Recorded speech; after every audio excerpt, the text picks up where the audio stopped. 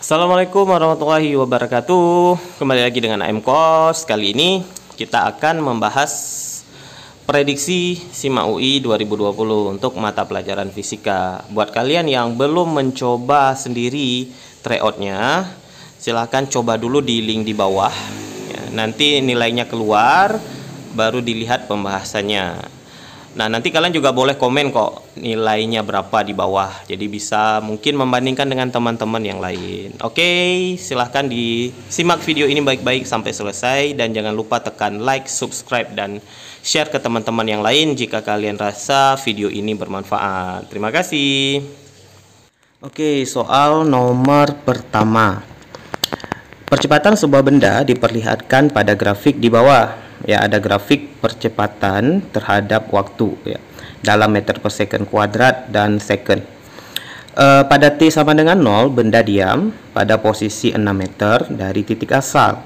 Jika nilai percepatan positif berarti berarah ke sumbu X positif. Nah, ini jadi bendanya bergerak ke kanan. Maka posisi benda pada T sama dengan 6 second adalah Oke, jadi yang ditanyakan posisi pada T 6 second. Nah, kita data dulu lah ya, yang diketahui apa aja. Tapi biar gampang kita buat dalam bentuk grafik ya. Kita buat dalam bentuk tabel ya, sorry.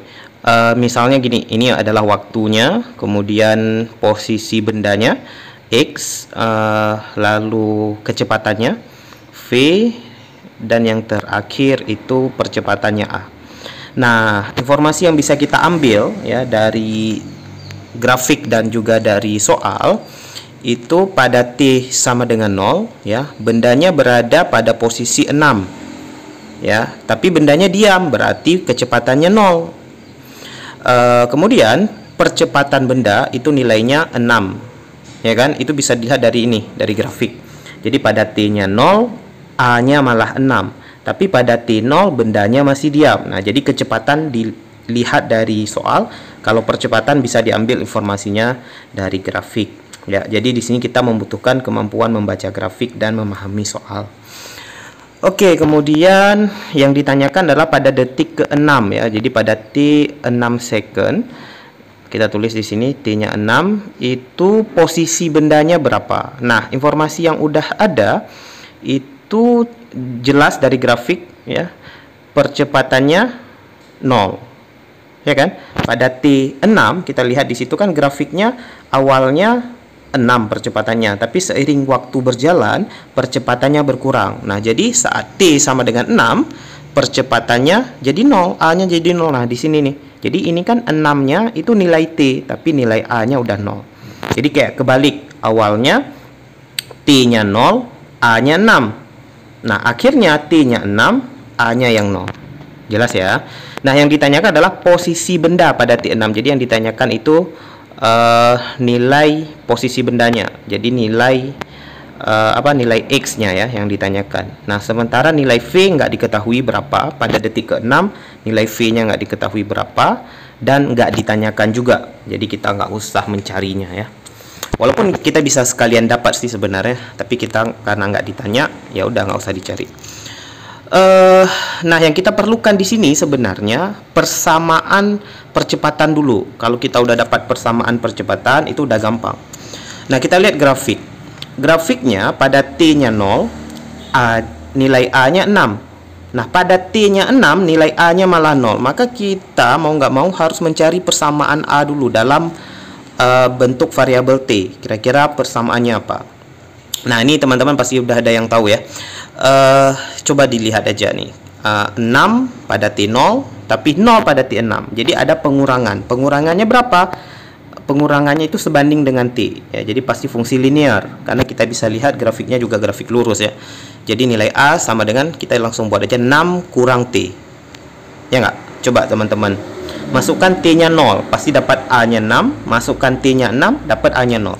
Kita juga bisa cek pada waktu 3 detik. Nah, pada waktu 3, kalau kita masukkan T-nya 3, dapat A-nya juga 3. Ya kan? 6 kurang 3.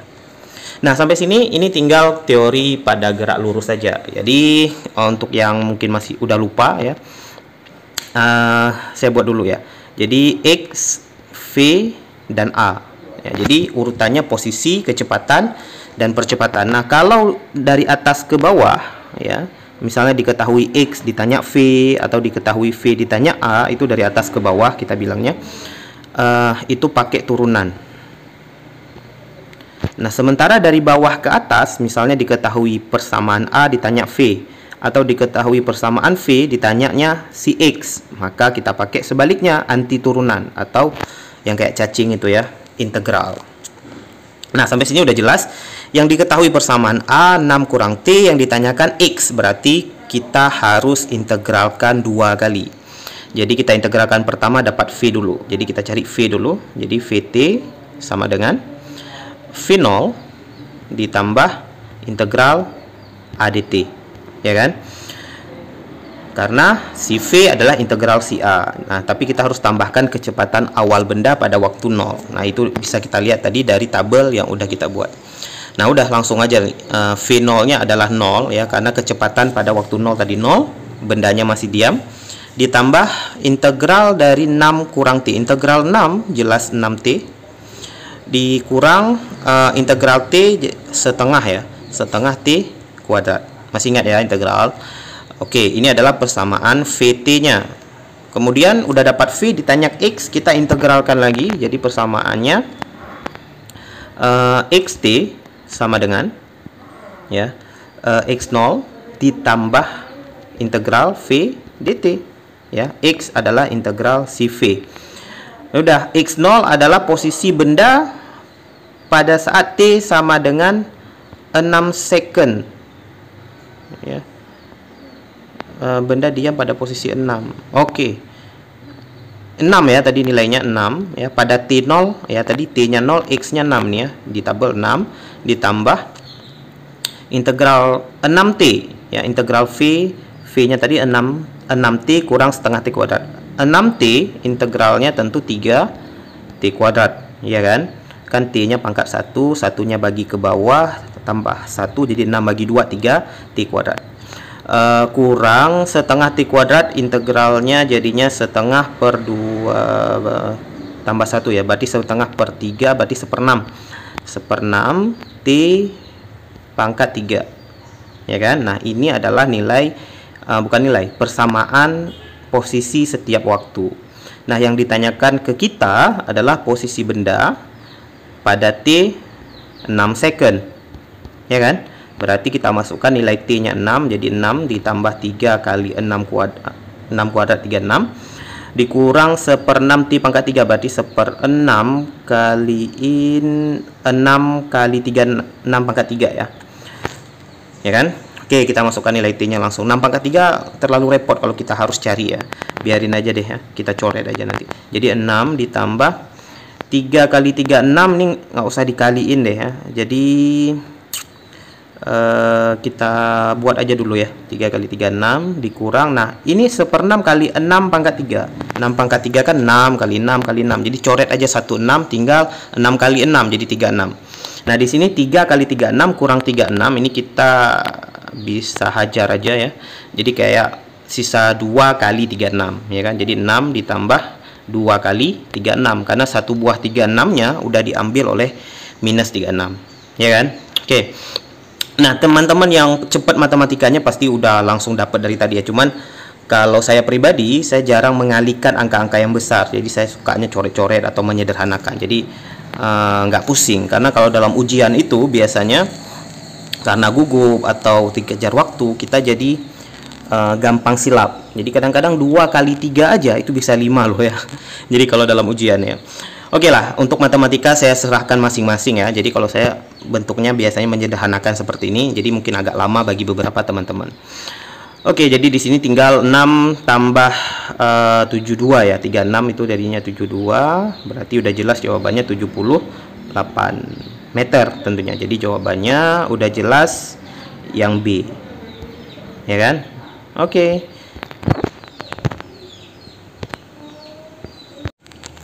Nomor 2. Sebuah meriam menembakkan peluru seperti ditunjukkan gambar. Titik M, N, O, P merupakan posisi peluru setiap interval 1 detik.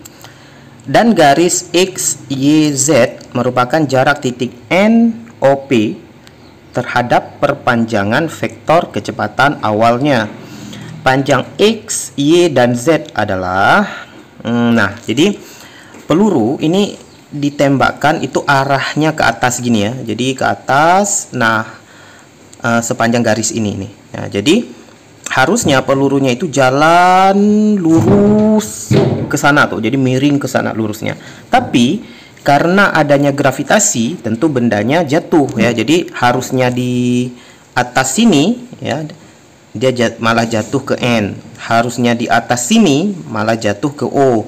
Tapi harusnya di atas sini malah jatuh ke P.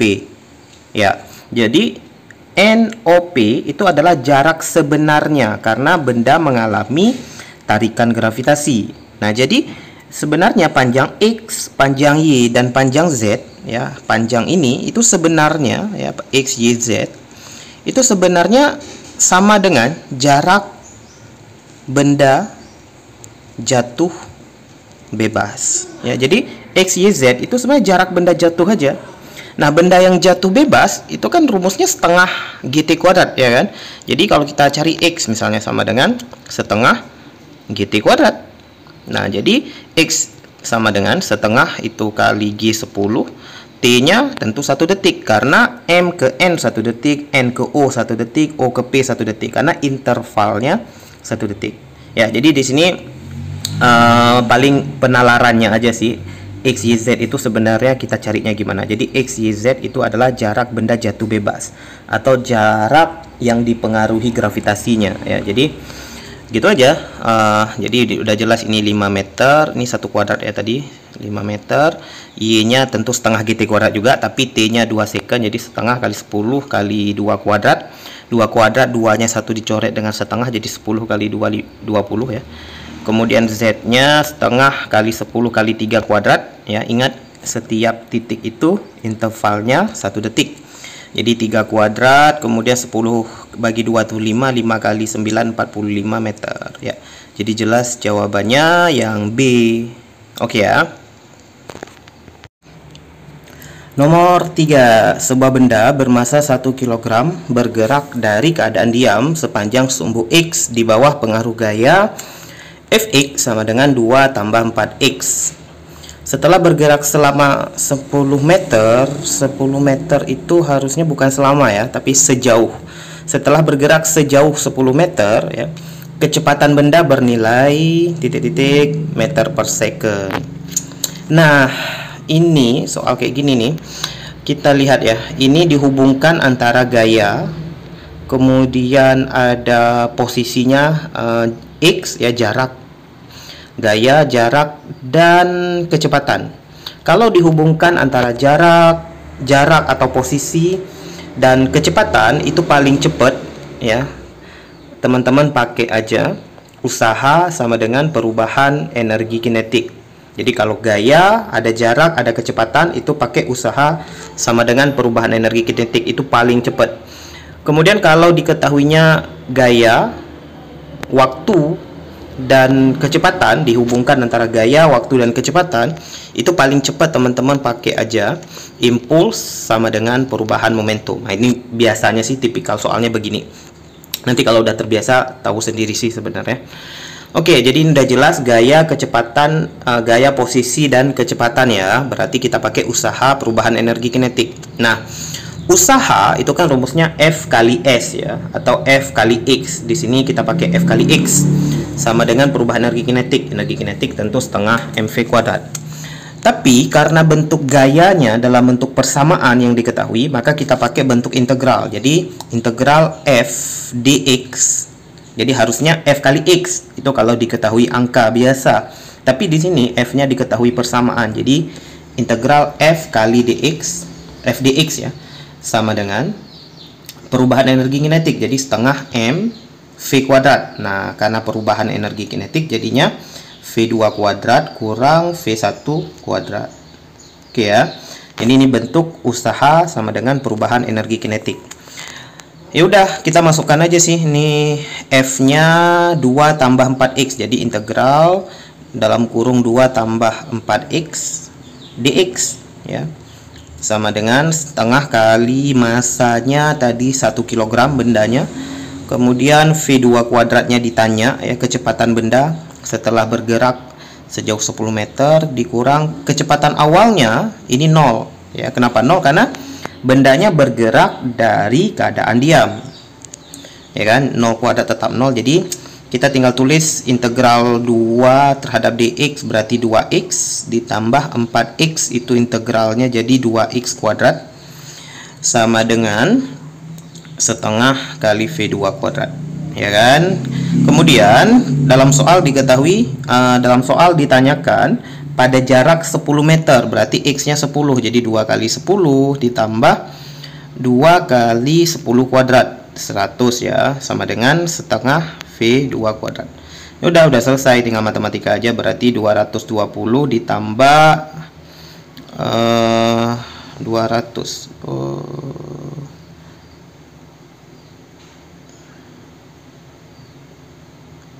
ya, jadi 220, ya, jadi 2 kali 10 20 tambah 2 kali 100 itu 200, jadi 220. Duanya itu dari setengah tadi, ya, jadi setengahnya hilang, jadi V2 kuadrat sama dengan V2, ya, jadi V2 nya sama dengan 440 diakarin, ya kan? Jadi V2 kuadratnya tadi 440, tapi karena yang ditanyakan V2 kita akarkan. Ya udah, 440 itu akarnya dalam jawaban nggak ada jawaban seperti ini, semuanya dalam bentuk akar 1,1. Ini kita manipulasi sedikit, jadinya 440 itu kan akar 400 dikali 1,1, ya kan? Jelas. Akar 400 itu 20, jadi jawabannya udah jelas yang B. Oke, gampang ya. Nomor 4. Peluru bermasa 10 gram ditembakkan dengan kecepatan awal 100 meter per second dan sudut elevasi 30 derajat. Energi mekanik peluru 2 detik setelah ditembakkan adalah, nah, yang ditanyakan adalah energi mekanik, ya. Nah, bendanya ditembakkan dengan sudut elevasi, pasti bentuknya parabola. Jadi coba kalau kita gambarkan, ada benda nih ditembakkan dengan kecepatan awal katanya 100 meter per second, ya. Sudut elevasinya 30 derajat. Nah, bentuknya pasti parabola kalau elevasi, ya. Nah, karena dalam soal tidak diketahui adanya gesekan, ini pasti bentuknya parabola sempurna. Nah, yang ditanyakan adalah energi mekanik peluru 2 detik setelah ditembakkan, ya. Nah, kira-kira disinilah posisi 2 detik yang ditanyakan energi mekanik, ya kan? Nah, karena tidak ada gesekan, energi mekaniknya itu pasti tetap, ya. Jadi berlaku hukum kekekalan energi mekanik. Nah, karena energi mekaniknya tetap, jadi ngapain kita cari energi mekanik pada detik kedua? Cari aja energi mekanik di keadaan awal, ya kan? Karena di keadaan awal itu informasinya udah lengkap. Kalau di detik kedua kita belum tahu kecepatannya berapa, ketinggiannya berapa gitu. Nah, ini sebenarnya pengecoh aja. Jadi kalau kita cari energi mekanik pada detik kedua, ini pasti kelamaan, waktunya habis. Nah, jadi kita cari aja energi mekaniknya pada keadaan awal. Nah, pada keadaan awal benda cuma punya kecepatan, belum punya ketinggian. Jadi energi mekaniknya sama dengan energi kinetik, ya, karena ketinggiannya di sini masih 0, ya kan? Bendanya masih di tanah. Ya udah, tinggal energi kinetik setengah mv kuadrat aja, setengah kali m nya tadi 10 gram, 10 gram ubah ke kilo berarti 0,01 kg dikali kecepatannya 100 meter per second, jadi 100 kuadrat, ya, kali-kali bagi-bagi dapat 50 joule. Oke, gitu aja. Jadi jawabannya yang C.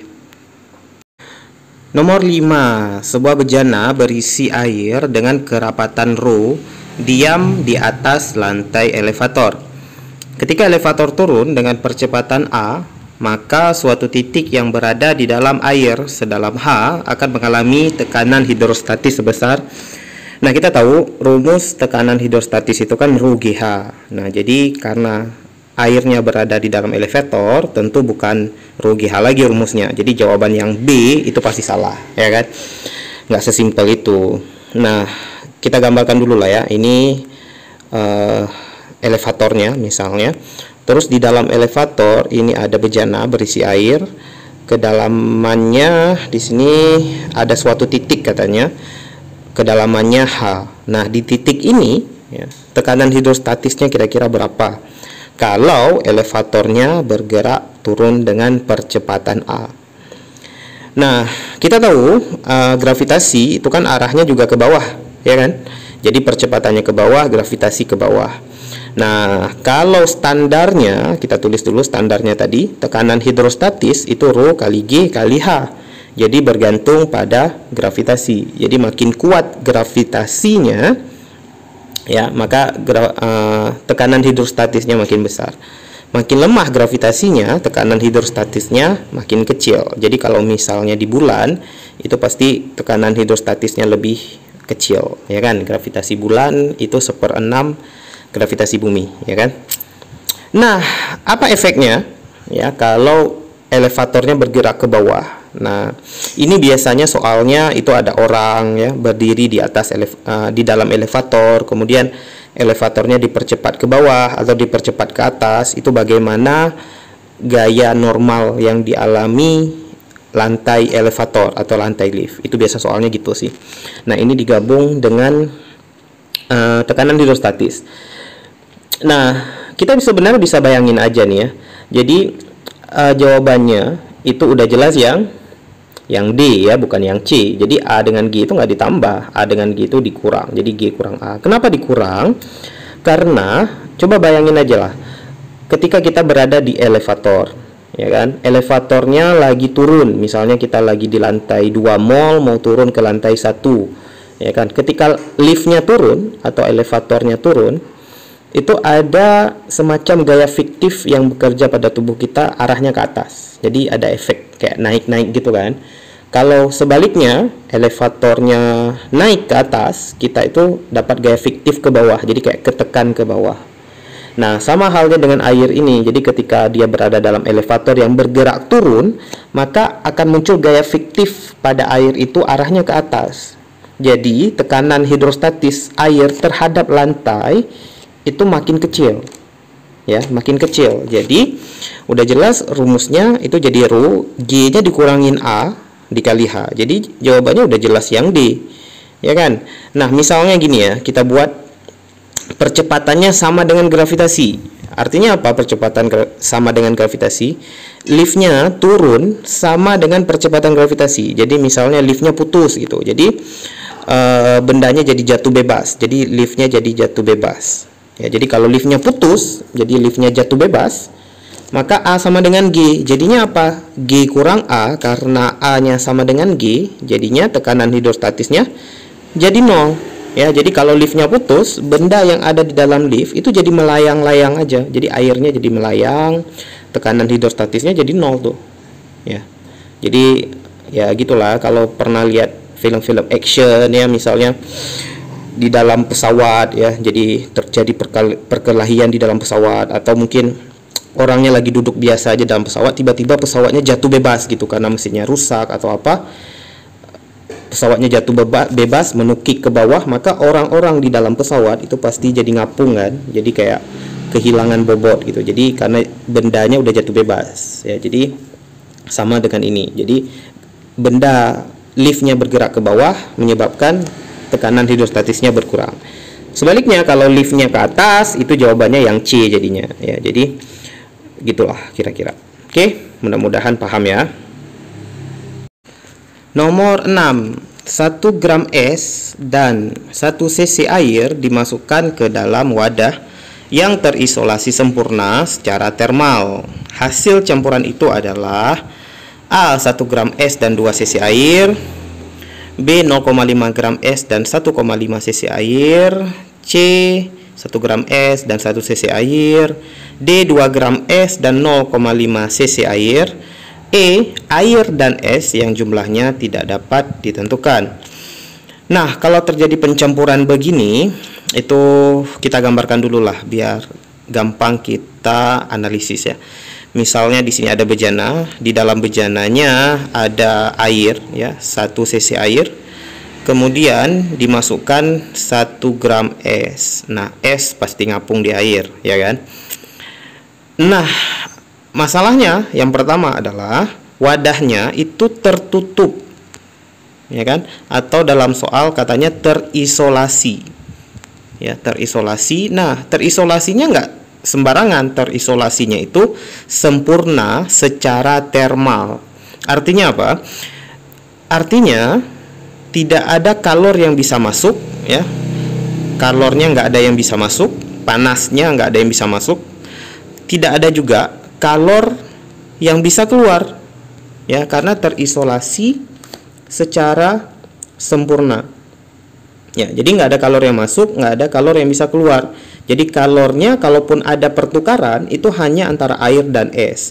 Jadi kalau airnya lebih panas, akan menyerahkan sebagian kalornya ke es, esnya mencair. Maka hasil akhirnya airnya lebih banyak daripada 1 cc tadi. Jadi mungkin aja jawabannya A atau B gitu ya.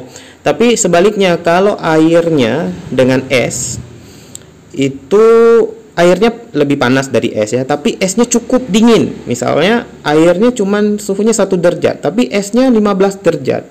Itu jadinya airnya yang membeku, ya, bukan esnya yang mencairnya, karena esnya terlalu dingin. Maka hasil akhirnya esnya lebih banyak daripada air. Jadi bisa aja esnya yang awalnya 1 gram jadi 2 gram, ya, dan seterusnya. Jadi kemungkinannya banyak. Kita bisa mencarinya menggunakan azas Black, ya, terjadi pertukaran kalor antara es dan air. Cuman masalahnya kita nggak tahu nih, di sini dalam soal nggak dikasih tahu berapa suhu es, berapa suhu air.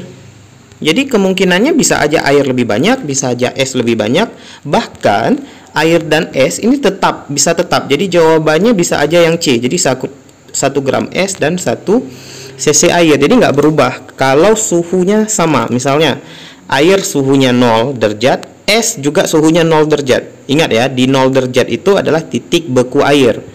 Jadi di 0 derajat itu bisa fasenya air atau fasenya es. Jadi kalau dua-duanya suhunya 0, maka esnya nggak akan mencair, airnya nggak akan membeku. Jadi jawabannya bisa C. Tapi karena dalam soal tidak diketahui suhunya, maka jawaban yang paling tepat adalah yang E. Air dan es yang jumlahnya tidak dapat ditentukan karena kita nggak tahu suhunya. Jadi efeknya kita nggak bisa cari. Oke, gitu aja. Nomor 7. Hambatan resistor X 3 kali hambatan resistor Y. Keduanya kemudian dihubungkan secara paralel dan sebuah beda potensial listrik dihubungkan pada kombinasi tersebut. Maka apa yang akan terjadi? Kita tulis yang diketahui dulu. Rx sama dengan 3 Ry, ya kan? Kita gambarkan resistornya di atas Rx, di bawah Ry. Anggap aja gitulah ya. Ini kan dihubungkan secara paralel tadi ya. Kemudian dihubungkan ke sumber tegangan. Nah, kita buat sumber tegangannya, nilainya V.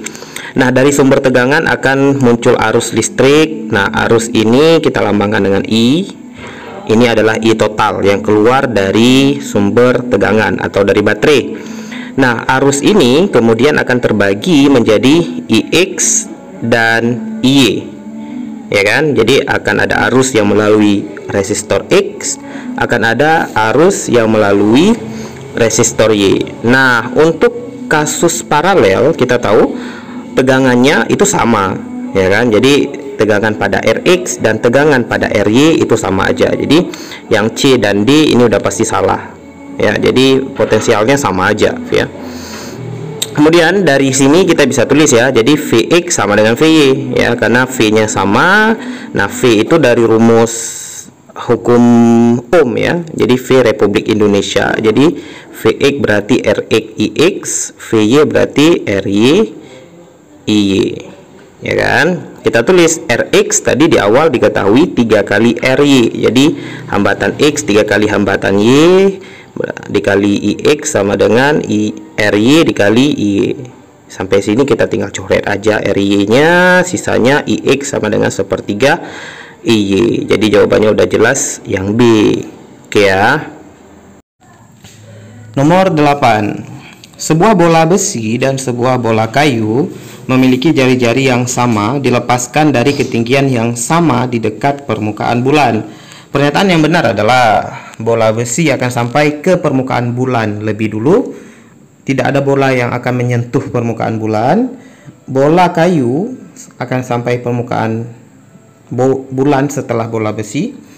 Artinya bola besi sampai lebih dulu ya. Jadi sama dengan pernyataan 1 sih sebenarnya. 4, kedua bola akan sampai ke permukaan bersamaan. Oke, kita gambarkan ini kira-kira permukaan bulan. Misalnya ada bola kayu, ada bola besi.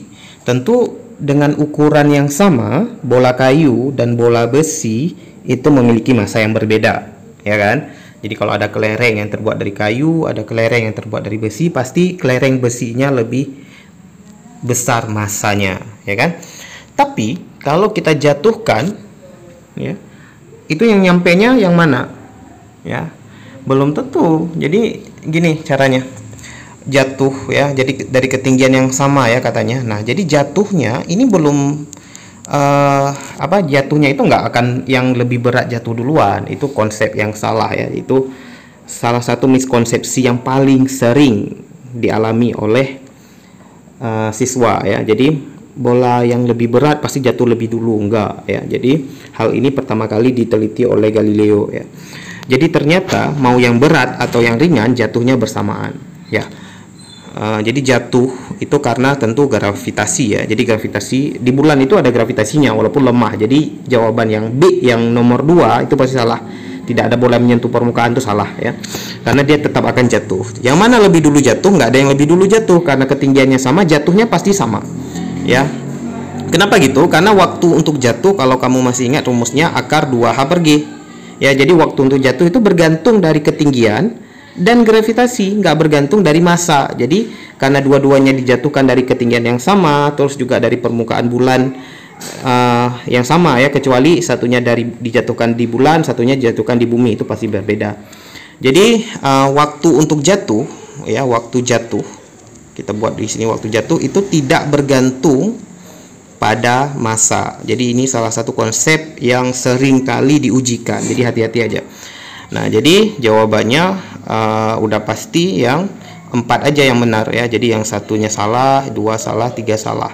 4 yang benar berarti 4 saja jawabannya D. Oke, gitu aja. Soal nomor 9 udah lebih dari 50% ya, udah mau selesai. Jadi buat kalian yang belum subscribe, tekan dulu subscribe-nya. Kemudian bisa tekan like dan share ke teman-teman yang lain jika kalian rasa pembahasan ini bermanfaat ya. Oke, kita lanjutkan nomor 9. Pernyataan yang benar mengenai gelombang elektromagnetik adalah: gelombang radio memiliki frekuensi paling besar, intensitas mendekati 0 untuk spektrum dengan frekuensi sangat kecil.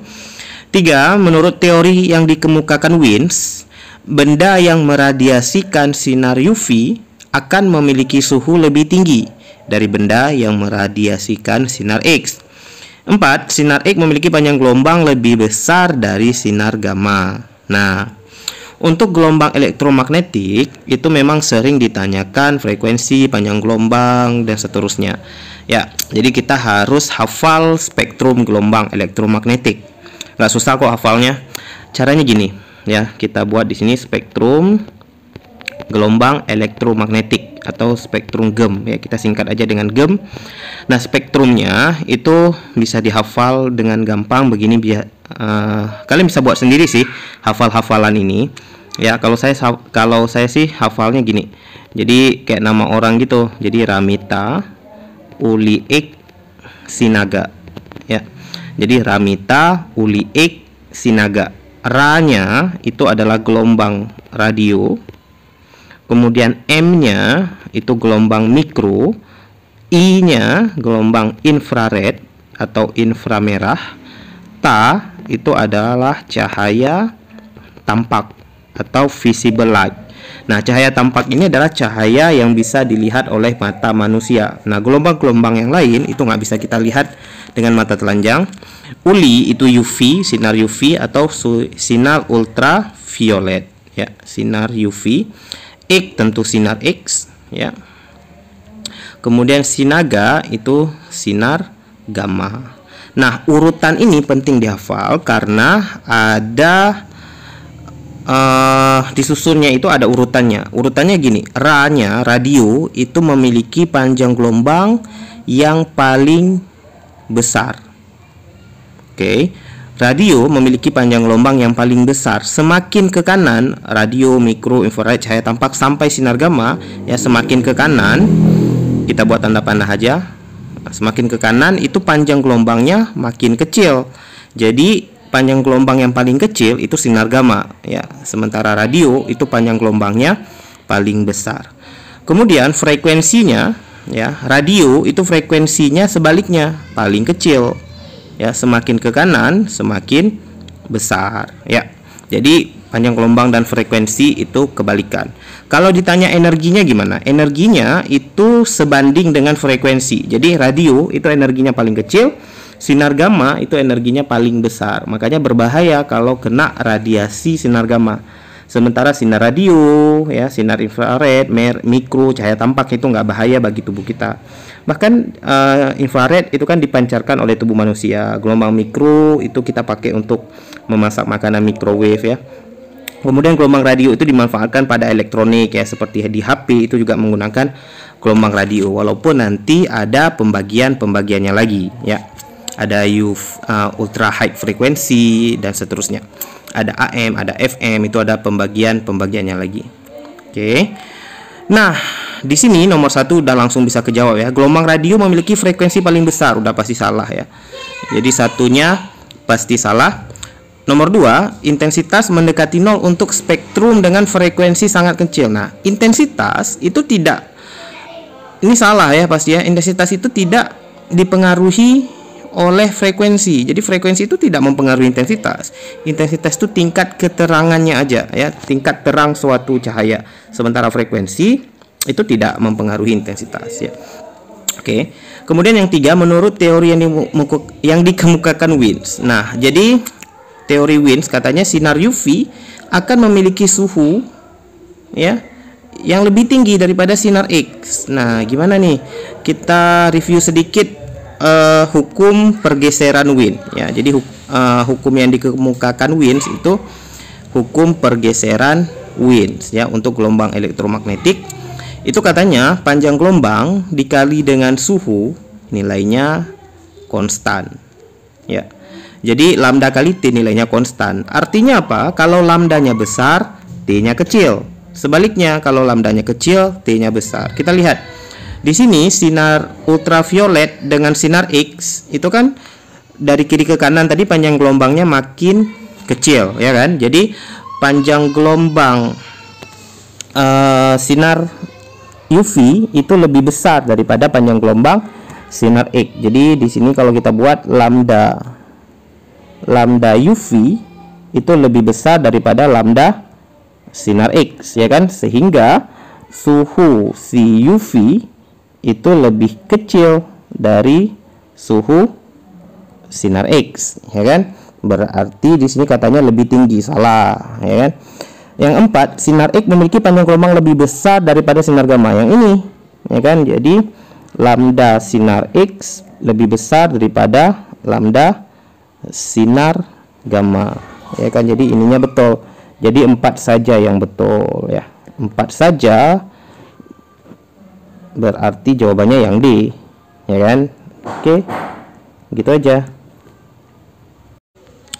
Soal nomor 10. Usaha untuk memindahkan muatan listrik Q dari A ke B dalam suatu medan listrik E adalah sebanding dengan nilai Q, berbanding terbalik dengan kuadrat jarak, bergantung beda potensial, tidak bergantung pada nilai E. Oke, usaha untuk memindahkan muatan, ya. Jadi kita gambar dulu, misalnya dari A ke B, sebuah muatan positif ingin dipindahkan, ya. Ada medan listrik antara A dan B, anggap aja ke kanan misalnya. Oke, kita mau memindahkan dia dari A ke B. Nah, rumusnya adalah rumus standar usaha untuk memindahkan muatan. W sama dengan Q kali delta V. Oke, Q kali delta V. Jadi udah jelas, yang 1 betul, yang 3 juga betul, ya. Oke, yang satunya betul. Kemudian yang 2 berbanding terbalik dengan kuadrat jarak. Nah, untuk jarak itu salah, ya. Jadi V ada rumusnya kaki per R, jadi nggak ada kuadratnya. Jadi kalau kita masukkan nilai V ke W itu nggak ada kuadratnya, jadi salah. Nomor 3 itu betul, udah jelas sekali. W bergantung pada beda potensial. Yang 4 salah juga, tidak bergantung pada E, salah. Harusnya bergantung pada nilai E, karena ada rumusnya V sama dengan E kali R ya. Jadi bergantung pada nilai E. Ya, betul. Jadi yang benar itu 1 dan 3. Udah jelas yang B jawabannya. Oke, gampang ya. Soal nomor 11. Saat bumi bergerak mengelilingi matahari, kecepatannya berubah-ubah, paling cepat, paling lambat. Oke, ini soal tentang gravitasi sebenarnya ya, dan kecepatan. Oke, kita gambarkan dulu misalnya di sini matahari ya, lebih kurang ya. Kemudian di sini bumi, bumi mengelilingi matahari begini ya, lebih kurang beginilah gambarnya. Oke, ini buminya. Nah, ketika bumi mengelilingi matahari ya, tentu dia punya kecepatan ya, kecepatan orbit ya. Jadi ada kecepatan revolusi bumi. Nah, kecepatan ini itu nilainya sebenarnya berubah-ubah, jadi nggak konstan, karena bentuk orbit bumi terhadap matahari itu elips. Jadi ada jarak terjauh dan jarak terdekatnya. Nah, jarak terdekatnya ya, ini berubah-ubah, berarti betul ya nomor 1. Nah, jarak terdekat antara bumi dan matahari itu disebut jarak perihelium atau perihelium. Itu jarak terdekat. Nah, saat bumi dekat dengan matahari, itu kecepatan orbitnya itu besar ya, itu paling besar. Makin dekat makin besar kecepatannya. Kenapa makin besar? Karena ketika bumi dekat dengan matahari, itu gravitasinya ya, di sini ada gaya gravitasi ya. Gaya gravitasinya ini sangat besar. Jadi untuk mengimbanginya itu harus kecepatannya besar.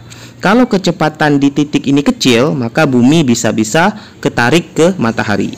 Ya, jadi kecepatan besar itu untuk mengimbangi gaya gravitasi yang besar. Ya, kan kita tahu ya, kalau kecepatan benda bergerak melingkar itu akan menimbulkan gaya sentripetal atau gaya sentrifugal. Jadi gaya sentrifugal itulah yang akan melawan gaya gravitasi, sehingga buminya seimbang aja. Nah, sebaliknya ketika bumi berada jarak paling jauh, disebut aphelium, itu kecepatannya justru paling kecil nanti. Jadi kita buat A aja, kecepatan di sini ini paling kecil karena gravitasinya juga kecil di sini. Ya, karena dia paling jauh. Ingat ya, gravitasi itu berbanding terbalik dengan kuadrat jarak. Nah, apa yang terjadi kalau buminya di aphelium, buminya itu bergerak cukup cepat, bisa-bisa buminya itu menjauhi matahari, jadi keluar orbit. Nah, sebaliknya kalau di perihelium tadi kecepatannya terlalu kecil, dia bisa-bisa mendekat matahari. Jadi kecepatan bumi ini harus pas gitu. Jadi ada perubahan kecepatan ya, dari besar mengecil dan seterusnya selama bumi mengelilingi matahari ya. Jadi jawabannya 2, 3 juga benar, 4 salah. Jadi jawabannya 1, 2, 3 udah jelas yang A. Oke. Soal nomor 12. Air yang membeku menjadi es, volumenya menjadi lebih besar sebab massa jenis es lebih besar dari massa jenis air. Oke. Nah, ini soal mengenai anomali air sebenarnya. Nah, air itu ada sifat keanehannya ya. Jadi air itu ketika kita dinginkan dari suhu 4 derajat ke 0 derajat, jadi kita ubah suhunya dari 4 ke 0, air itu malah memuai ya, atau memuai itu maknanya volumenya membesar ya. Ini sebenarnya suatu anomali, suatu keanehan, karena ketika benda didinginkan itu harusnya dia menyusut, tapi ketika air didinginkan dari 4 ke 0 itu bukan malah menyusut, bukan malah mengecil volumenya, tapi malah membesar ya. Jadi air yang membeku menjadi es, volumenya menjadi lebih besar. Ini juga bisa kita lihat di kehidupan sehari-hari ya. Misalnya kita memasukkan botol air mineral ke dalam kulkas. Ketika airnya membeku, itu pasti nanti botolnya jadi kayak ngembung gitu, ya kan, membesar. Nah, itu bukti bahwa ketika air membeku menjadi es, volumenya menjadi lebih besar walaupun masanya sama. Jadi kalau kita timbang masanya sama ya, cuman volumenya aja menjadi lebih besar ya. Jadi pernyataannya benar sebab massa jenis F lebih besar dari massa jenis air. Ini kita lihat dulu lah ya, Rho sama dengan M per V. Nah, M-nya tetap ya kan, masanya tetap nggak berubah ya, cuman membeku aja dia, tapi volumenya tadi membesar. Nah, karena Rho-nya berbanding terbalik dengan V, jadi kalau V-nya membesar maka Rho-nya pasti mengecil. Jadi massa jenis S itu harusnya lebih kecil ya dari massa jenis air. Ini juga bisa kita lihat buktinya ketika misalnya kita masukkan es ke dalam gelas ya, atau ke dalam teh dingin atau apapun, esnya itu akan mengapung ya kan, esnya itu ngapung. Nah, karena menurut hukum Archimedes ya, benda yang massa jenisnya lebih kecil dia akan naik ke atas ya, jadi dia ngapung. Jadi pernyataannya benar, alasannya salah. Jadi benar, yang disalahkan itu curang. Jadi jawabannya yang C. Oke, gitu aja. Soal nomor 13. Berat gabus yang mengapung di air sama dengan berat air sebanyak volume gabus tersebut. Ini udah jelas salah ya. Jadi harusnya berat gabus yang mengapung di air, kalau dia ngapung harusnya berat gabusnya sama dengan berat air sebanyak volume air yang dipindahkan ya. Jadi ini hukum Archimedes sebenarnya. Sebab benda di dalam zat cair akan kehilangan berat seberat zat cair yang dipindahkan benda itu. Nah, ini benar. Jadi ketika gabusnya kita masukkan, misalnya kita gambarkan begini, ini gabus kita masukkan dalam air. Jadi bagian gabus yang masuk ke dalam air ini itu akan memindahkan air ya kan? Jadi volume gabus yang tercelup itu nanti sebanding dengan volume air yang dipindahkan. Nah, air yang dipindahkan ini itu akan memberikan gaya apung. Jadi gaya apung yang diberikan itu sebanding dengan berat air yang dipindahkan. Nah, gaya apung yang muncul itu akan mengurangi berat benda ya. Jadi kalau kita mau perbaiki kalimatnya, berat gabus yang mengapung di air sama dengan berat air sebanyak volume gabus yang tercelup. Sebab benda di dalam zat cair akan kehilangan berat seberat zat cair yang dipindahkan benda itu. Gitu ya. Jadi di sini salah pernyataannya, alasannya benar. Jadi salah yang dibenarkan itu dosa. Jadi jawabannya D. Oke, gitu aja. Nomor 14. Pada rangkaian seri kapasitor sejenis, kapasitas kapasitor total lebih kecil dari nilai kapasitas kapasitor penyusunnya. Sebab rangkaian seri merupakan rangkaian pembagi tegangan. Oke, untuk kapasitor seri ya. Kalau seri itu mencari kapasitas kapasitor totalnya, itu rumusnya seper ya kan. Jadi seper C total sama dengan seper C1 ditambah seper C2 dan seterusnya. Nah, anggap aja misalnya setiap kapasitor nilainya C gitu. Maka hasilnya tentu seper C tambah seper C ya kan. Jadinya 2 per C ya kan. 2 per C berarti kalau dibalik C totalnya C per 2. Nah, awalnya nilai kapasitornya C, setelah digabung dengan rangkaian seri ya, setelah digabung secara seri nilainya jadi C per 2. Nah, berarti kalau diserikan nilainya mengecil ya kan, jadi lebih kecil, benar. Nah, sebaliknya kalau pada resistor, rangkaian seri itu malah memperbesar resistansi ya, jadi malah memperbesar hambatan. Karena kalau resistor rumusnya untuk seri itu ditambah ya, kalau paralel baru seper ya.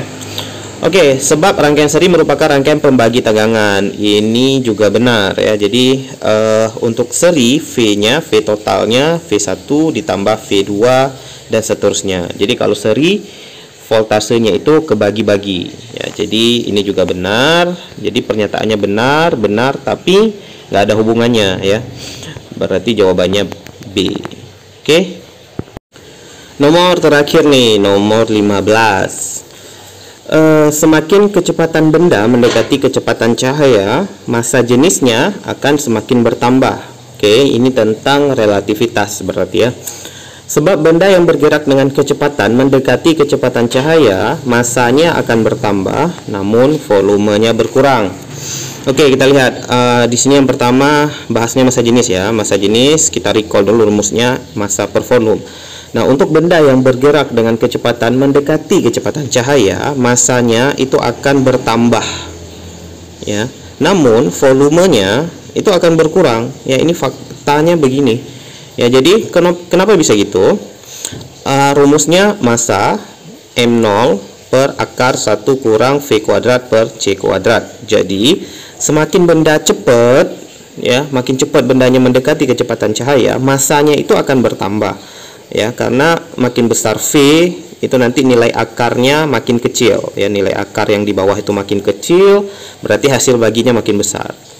Nah, sementara untuk volume itu rumusnya kita ambil dari rumus panjang. Jadi L sama dengan L0 kali akar sama isi akarnya 1 kurang V kuadrat per C kuadrat.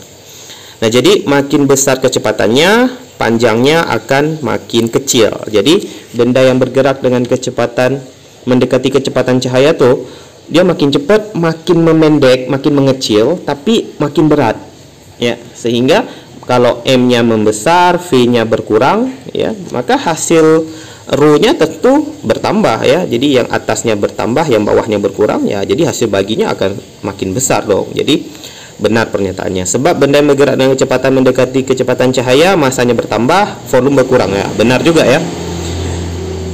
Nah, dua-duanya benar dan berhubungan. Jadi massa jenisnya bertambah karena M dan V-nya berubah gitu ya.